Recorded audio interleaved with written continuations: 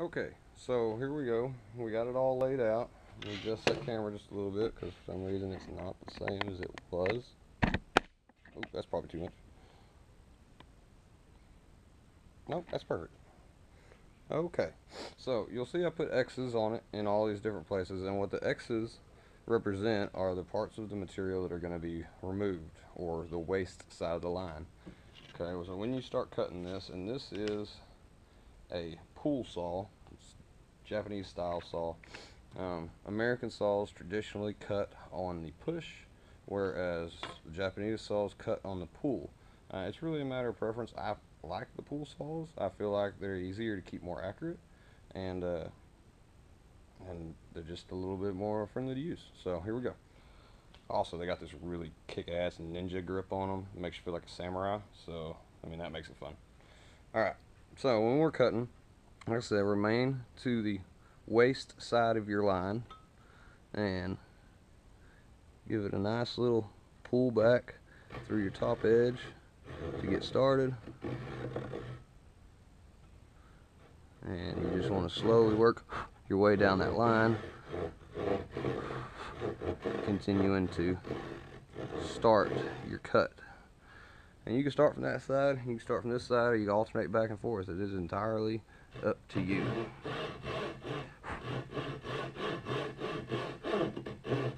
But also, one more thing I want to point out. When you're using saws like this that have a particular handle on them, they are orientated in a way to remind you to stay straight up and down. Like with this one, you keep this side of it up and down, and you know, it'll keep your cut good and straight. And you just got to remember that when you're holding different saws, because you're trying to push. A lot of times when you push, you rotate, and so that's one other reason I like to pull, because the pull is a straight pull, and then I push back and then straight pull, and the pull cuts. So this is one of the reasons I like these saws. Anyway.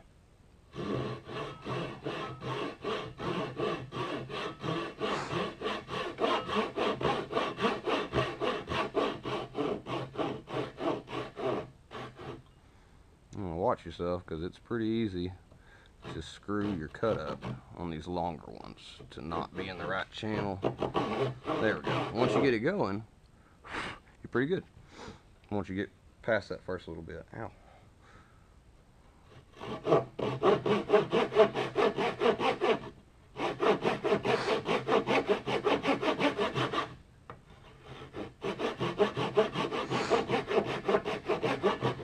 Dadgummit, keep popping out.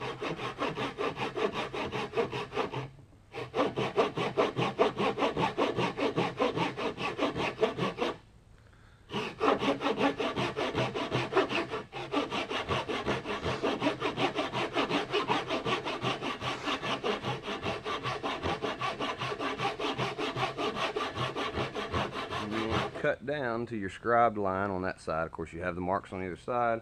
Check to make sure you're staying in line with your scribe cuts, with your scribes, and cut it all the way down.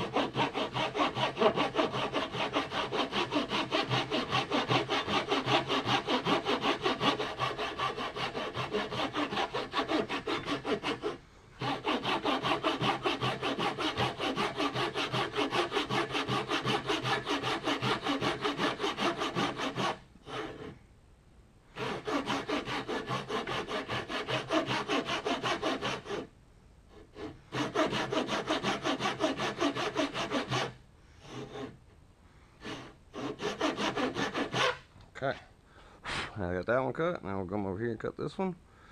And you know, it takes a little bit longer doing these things by hand.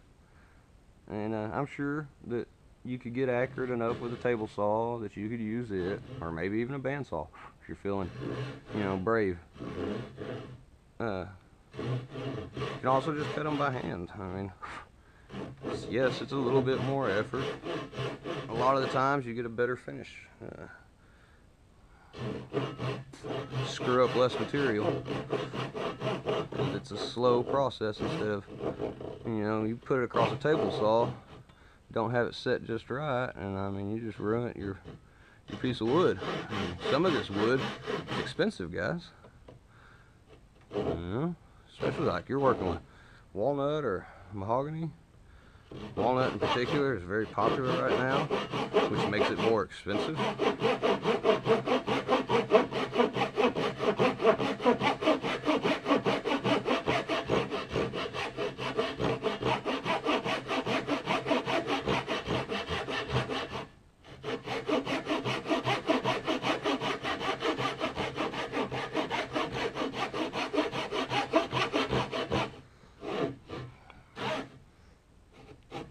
Now I've gotten got off my cut a little bit on this back side. A lot of times you can just kind of restart it and get it back on track.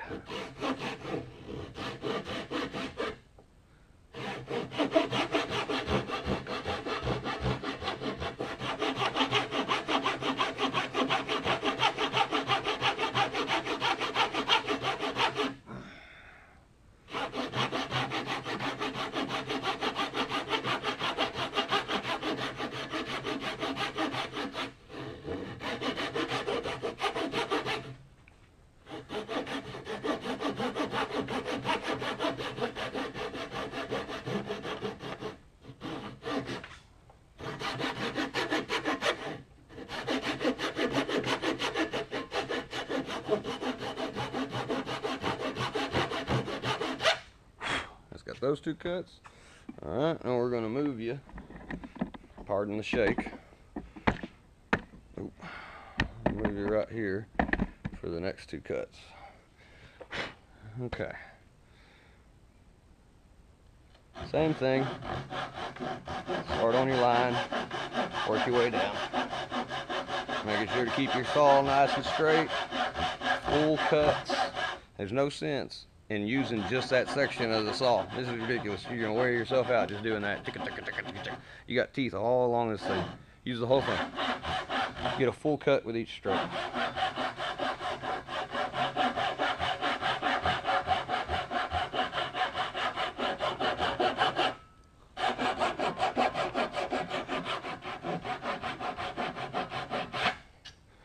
That cut. Alright, onward to this cut.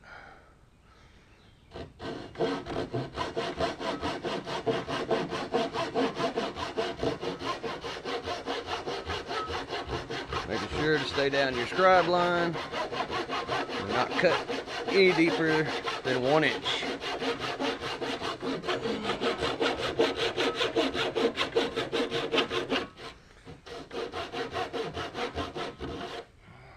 Okay, there's that. Hands cramping. Okay, we'll undo it. Take this board here. And apparently I had some glue on the table. We're going to set it right here. Move you again. Sorry.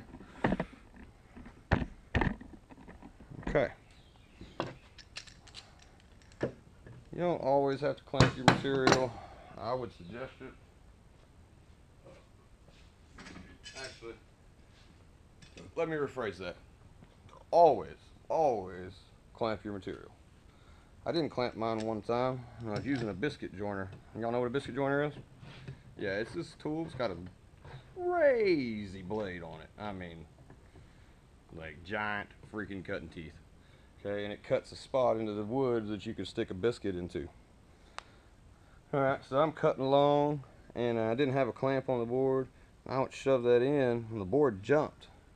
It pulled my hand in, got me in the end of this finger, and just mangled the end of my finger. And I still get pains out of it. So, always clamp your material.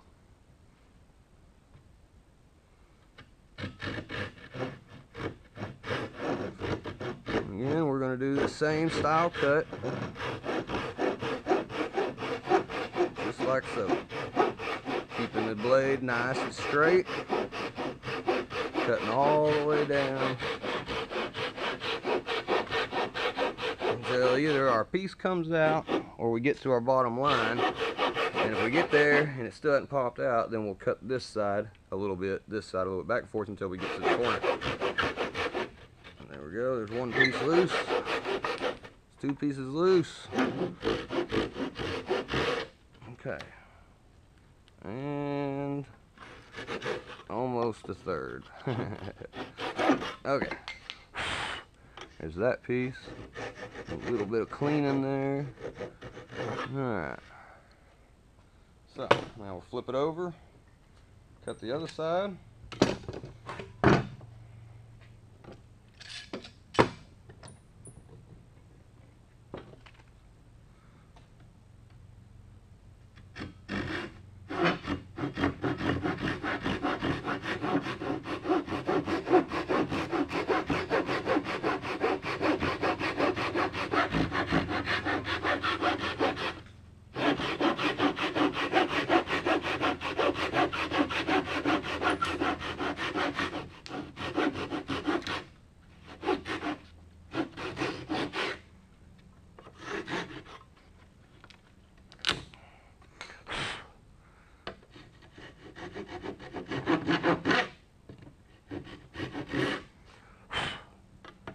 Clean those edges up. Alright. Now turn it up on the side. This is the part where I would be tempted to not clamp it if I wasn't making a video for you folks. Because I'm just cutting a very teeny tiny spot, but you know, safety first, and I'm trying to teach, and I don't want to teach the wrong way or have you cut your finger off because, you know, you're like, hey, that guy said you didn't have to clamp it, it was just a small cut. So, oh man, that's just awful now, wasn't it? Okay. That. Flip it over.